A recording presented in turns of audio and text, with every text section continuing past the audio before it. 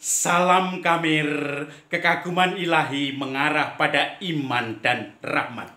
Saudara-saudari yang terkasih, di tengah-tengah berita bahwa satu produk tentang panci dari plastik seperti ini mau bangkrut, mau tutup, saya menunjukkan panci ini dan mengingat kembali ketika saya kalau pergi kemana-mana selalu membawa ini untuk diberi sangu, bekal, yaitu makanan, lauk, sayur, kering-kering, dan semuanya.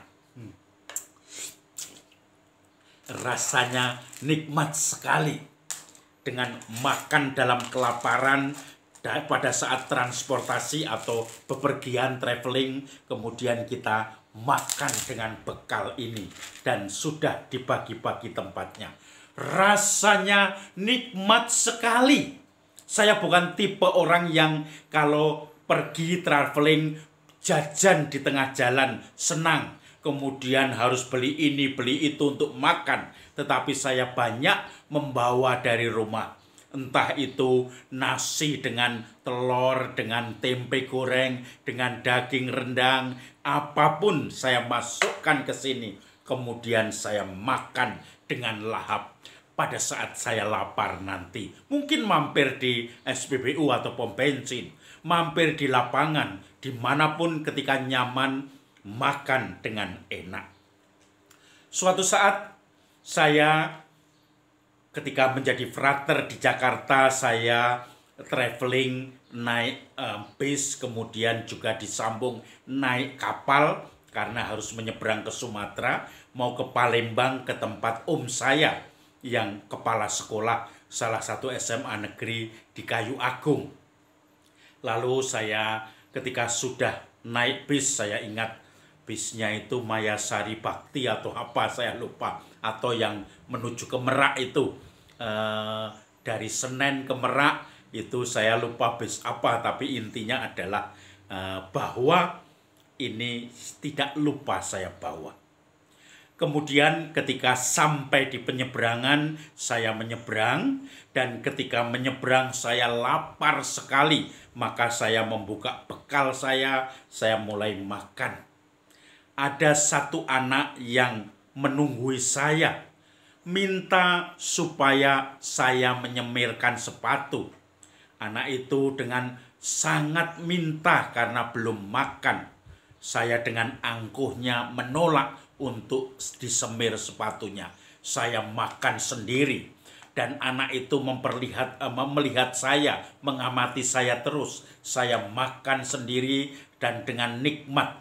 Baru setelah hampir habis, saya sadar bahwa anak tadi kelaparan.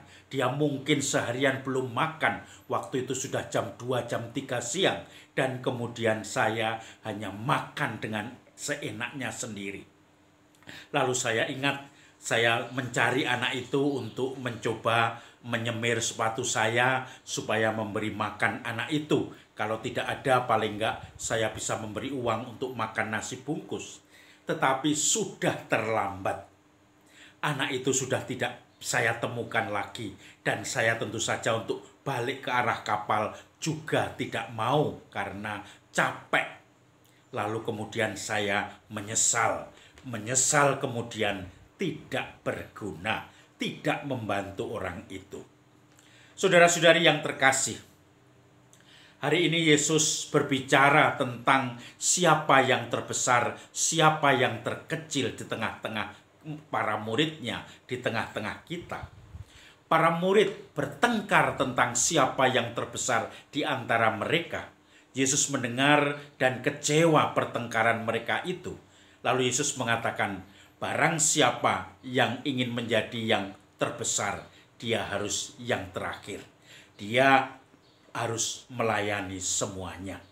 Lalu Yesus membawa anak kecil dengan mengatakan, barang siapa membantu anak kecil ini dalam namaku, maka dia membantu aku. Barang siapa membantu aku, bukan aku yang dia bantu, tetapi dia yang mengutus aku. Lalu kemudian Yesus mengatakan kepada mereka semuanya itu. Dan ternyata murid-muridnya tidak paham, mereka malah bertengkar siapa yang terbesar di antara mereka. Saudara-saudari yang terkasih, anak kecil simbol kepolosan, simbol ketergantungan pada Tuhan, simbol orang-orang yang tidak bisa mandiri. Tetapi zaman sekarang anak kecil ini harus mandiri, bahkan harus dibebani dengan memberi makan orang tuanya yang mungkin sedang sakit atau adiknya yang masih kecil sehingga dia tidak bisa sekolah. Kadang orang mengatakan, kenapa kamu nggak sekolah? Padahal dia butuh makan. Sekolah dan makan itu tentu saja emergensi, makan karena makan untuk hidup. Sementara sekolah kalau punya uang baru bisa. Tetapi mereka tentu saja butuh karena pergulatan mereka harus dengan makan.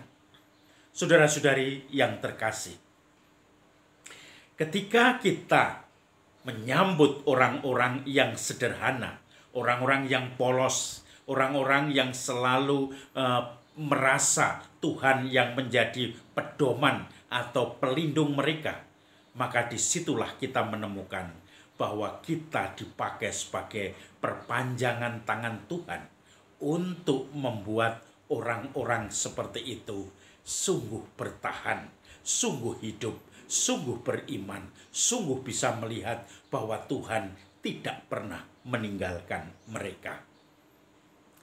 Ada satu keluarga yang tentu saja itu keluarga yang tadinya merasa ya cukup, tetapi dalam proses selanjutnya dia merasa semuanya hilang.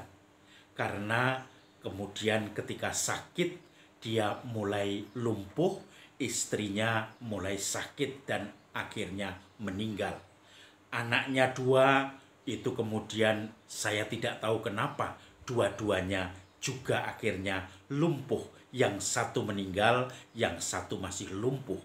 Mungkin saya pernah bercerita bahwa ternyata ini terjadi tidak lama satu keluarga itu dibaptis. Maka orang-orang sering mencibirnya bahwa karena kamu dibaptis maka kamu akhirnya mengalami hal-hal seperti itu. Kualat. Tetapi di luar dugaan bapak itu, dulu seorang guru, dia mengatakan, Tuhan Romo, kalau saya tidak dibaptis, tidak mengenal Tuhan, saya pasti sudah patah arang. Saya tidak akan bisa melihat semua ini dalam kacamata kasih Tuhan. Waktu itu rumahnya selalu dipakai untuk misa lingkungan atau stasi diaspora. Itu karena umatnya sedikit tetapi berjauhan. Sehingga kalau misa di tempat itu, putrine satu-satunya yang saya masih berjumpa, itu di kursi roda karena sudah lumpuh. Padahal ketika SMA dia belum lumpuh, ketika SMP dan SMA kelas 1. Bapak itu selalu bertahan. Dan dia selalu disapa oleh orang-orang di sekitarnya. Maka dia merasa kepolosannya seperti anak-anak. Walaupun sudah tua sebagai bapak, sudah usianya pensiun dari guru, tetapi dia masih selalu percaya pada penyelenggaraan ilahi Tuhan. Percaya seperti anak-anak itu bahwa Tuhan akan selalu menjaganya, menjaga keluarganya. Dan akhirnya orang-orang yang peduli kepada bapak itu, yang menyapa, yang kemudian mengunjungi, yang menguatkan, itu menjadi seperti menguatkan Yesus sendiri, seperti mengunjungi dia sendiri, bahkan juga dia yang mengutus Yesus. Maka saudara-saudari yang terkasih, selain belajar dari bapak itu dalam hal iman, saya juga belajar ternyata banyak orang ketika bapak itu mulai tidak berdaya, yang selalu memberi pertolongan, selalu memberi perhatian, sebagaimana dia menyambut seorang anak kecil yang selalu penuh iman di hadapan Tuhan. Salam Kamir, kekaguman ilahi mengarah pada iman dan rahmat.